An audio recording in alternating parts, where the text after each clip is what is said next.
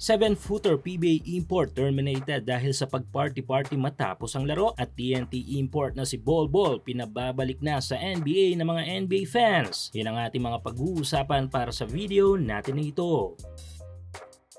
So sa ongoing conference ng Commissioner's Cup ng ating pambansang liga na PBA ay patuloy ang mga aksyon kung saan ay even ang mga international imports ay talaga namang napapalaban sa bawat laro. Ito nga ang maganda sa conference na ito ng PBA dahil aside sa walang height limit sa mga imports kung kaya't na ma-maximize ng bawat team ang pagkuha nila ng mga reinforcement overseas. Malaking bagay din ito para sa development ng liga at the same time sa ating mga local players. Pero maliban sa mga aksyon na ating mga napapanood sa bawat laban ay sa likod nito ay may ilang mga di maiwasang issue na nadidikit sa mga imports ng bawat team. Tulad na lamang ng import ng isang PBA team. May mga rumors ngayon na umiikot online ukol sa 7-footer import ng Blackwater Bossing na nag-party-party daw ito after ng game. At ang matindi pa nga dito ay wala na nga daw ito sa disiplina. Dahil dito ay tinerminate na nga raw ang kontrata ni Robert Upshaw III. Maliban sa rumors mula sa post ng page na ito ay may isang post din ng kilalang sports journalist sa bansa na si Sir Snow Badwa ukol dito. Kung saan ay mostly sa mga fans ay eto nga si Upshaw ang pinupunto. Kung titignan ang performance ng 7-footer bulky import na ito ng BWB ay impressive naman lalo na ng tapatan nito ang NBA caliber import ng si Bol Bol ng TNT. At kung sakaling magkatotoo ang rumors na ito ay malaking kawalan nitong si Upshaw sa Blackwater.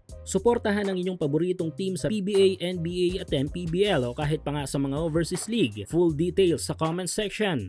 Samantala, speaking of Bol Bol, nakadikdikan ng rain or shine import na si Jalen Johnson sa possible na pagiging best import ng conference ay patuloy ang pagdomina at pagkamada ng mga monster figures sa PBA. Every game nga hindi na bumababa sa double-double digits sa mga figures ni Bol Bol sa TNT. Dahil dito ay nakikita talaga ng mga fans na angat ang laro nito at ang iba pa ay sinasabing pang NBA dapat talaga. Kaya naman ang ilang mga NBA fans online ay ang palaging komento sa mga usapin about kay Bol Bol na dapat daw itong ibalik na sa NBA. Kung saan ay di tulad ng mga naging import ng PBA na dati ring NBA player ay hamak na mas bata itong si Bol Bol. Kumbaga paakyat pa lang ito sa prime niya sa player. Kaso tulad nga ng palagi ko sinasabi sa ating mga video online na hindi lang about sa talent ang NBA kundi isa din itong malaking business.